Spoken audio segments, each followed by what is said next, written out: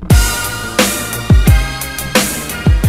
up, everybody? I'm Amber. This is Amber's Logic. Got a new video for you today. It's going to be a recap of the Keith Thurman versus Shawn Porter fight last night. There was possible fight of the year. We're going to be doing a recap with my boy at MikeO1318 on Twitter. So we're just going to do a little co-op recap. He was over. I'm like, let's just do this video. I know it's a little late, but hey, two heads are better than one. Pause. And so this is so we're gonna give our recap.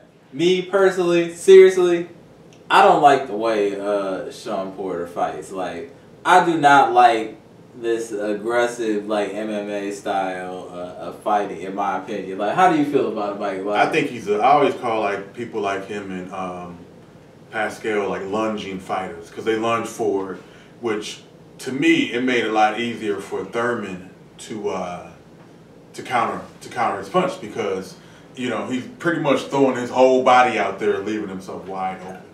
Completely agree. And then did you see, like, when he was like literally just like almost like juking, like R2, like on Madden or something, coming in, like not even throwing punches, just to me he's just like a wild bull. Just no, what I would say though is that style, Thurman wasn't ready for that style at all. You know, he was thrown way off. He wasn't ready for him to do that. You know, so I think it was a good experience fight for Thurman, you know, for a next fight, because to me this was his best fight. You know, before that was Ghost, you know, which he's a stepping stone fighter at this point. I agree, completely agree. Right. Watch out for stay tuned for Broner to be that next stepping stone fighter if he loses one more time. But you know, anyway, I don't want to start. The Broner. I want my hate to. On a side note, we will have another video down the future about Adrian Broner. Seriously, might be a C+ fighter. But we'll get on that later. A strong C+ fighter. But we'll get on that later. We'll get on that later. But Shawn Porter is a very aggressive fighter, and if you're not good at countering or timing, he will punish you. In my opinion, you have to be talented to beat Showtime Shawn Porter. In my opinion, no, that's why I think he'll stay relevant. You know, I think this fight. I mean, he lost to a, you know, undefeated champion. You know, it's, you know, I don't think it's a I don't think he'll turn into a stepping stone fighter or anything. No, but my thing is, I think it'll be hard, even though this is fight of the year, everybody agrees, like, two talented fighters put it all on the line out there, and Keith Thurman, damn it, why were you not just holding on the ropes? Why were you sitting there entertaining this nonsense? You could have lost that fight viably on not holding on the ropes and trying to exchange when that's his wheelhouse. That's Shawn Porter's wheelhouse, all that wild stuff on the ropes, throwing elbows and Lawrence Taylor's forearm shivers. That's what he does in there. I really didn't like when Thurman was doing that. I know he was showing good defense, but to judges that might look like effective aggression. I just think it's some stuff he has to learn. You know, I think like I said before, this is his biggest fight. You know, so he may have had certain jitters. You know, because I think this put him now in a legitimate, you know, top 3 welter, you know. You know, so I think this put him on the A side of a lot of cards. I think him beating Showtime Shawn Porter puts him on the A side of a lot of cards now. That gives him true legitimacy. Who did he say he wanted to fight next? Did he? I didn't catch the end. I don't remember who he said he wanted to. Oh, he wanted to do a rematch.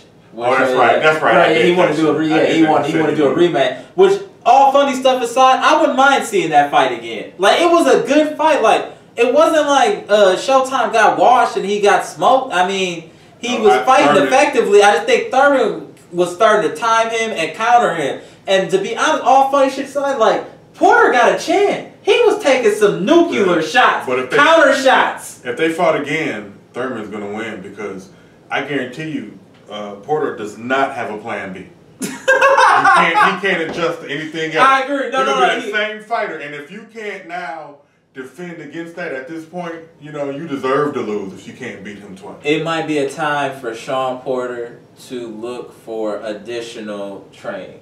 Yeah. Like, I'm not saying like his dad is whack. He's got him to a certain point. Yeah. But for Shawn Porter to beat elite fighters, he lost to.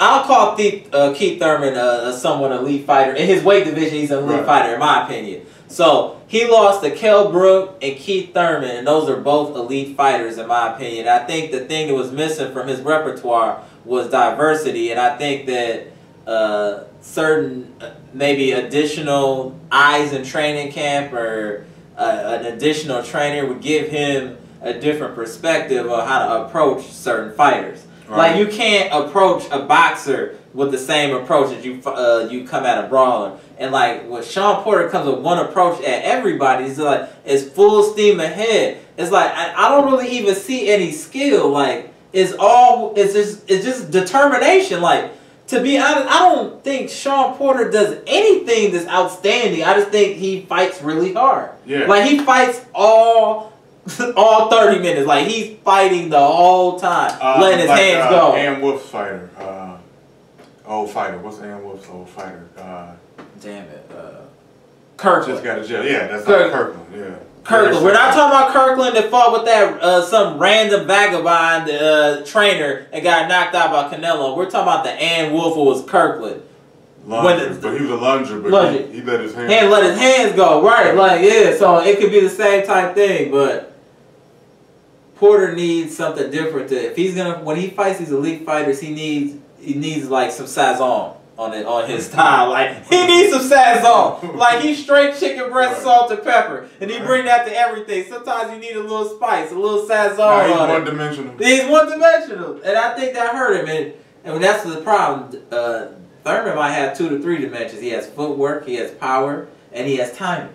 Right. And that was, I think, and I think that's what was also affecting why he lost to Kell Brook. Kell Brook had another move. He couldn't just shoot threes. He could take you off the dribble, and he had the mid range. It was throwing him off his game. Yeah. To me, like if you prepare, it seems like if you prepare for Porter, you should be able to beat him. You know. If you have to be talented. You're talented. You have to be talented. Not anybody. Not anybody. Yeah, he's not. But you have to be talented.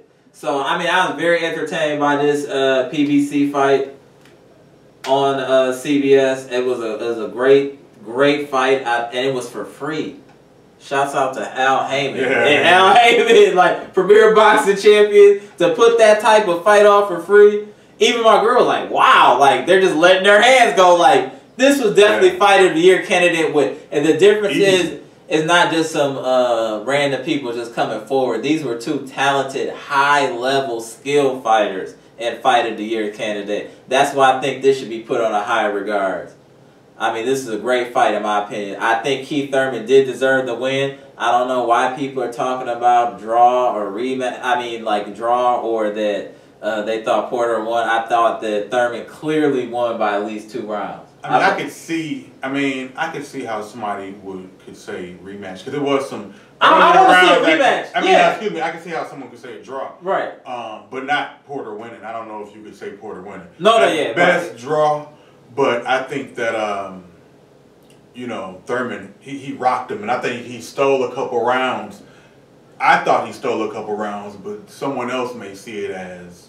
Right, but I thought that Thurman clearly won the championship rounds. I thought he clearly won the 11th and 12th, and I thought that's what set it apart for them 2 rounds. Because a lot of those other rounds, you could really, it's up and down, because you got to give credit to effective aggression. He was letting his hands go when he was when Porter had Thurman in the ropes, in my opinion. So you got to take that in consideration. So I wouldn't mind seeing a rematch.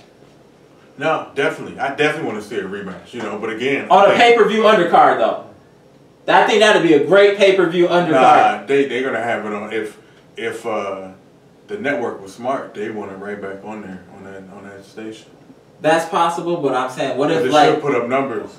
I'm just saying, what if you could put it together like on a great undercard, though, or something, like of a pay-per-view? I can't think of any people right now that could be like that. See, I don't, you know, if I'm them, I feel like... Oh, no. Adrian Broner, Danny Garcia, undercard, you got that. Come on, that's selling. That's $1 million that's plus. That's going to do better $1 million plus. That's $1 million that plus. That fight will do better than the Broner fight. Why would they undercard that fight when that's a better fight? That's a bigger fight. No, that's not. I'm just saying. Broner is not a headline fighter at this point. Him and Danny Garcia. Okay, we'll get into that in another video. We'll get into that in another video, but I don't think I'm wrong for saying that. Danny Garcia, Adrian Broner, undercard, rematch. It's disrespect. Keith Thurman, Disrespect. Showtime, Shawn Porter. I said that would do a million buys. I'm just saying. I'm Amber. This is Amber's Logic. This is my boy, @Michael1318 on Twitter. Gone.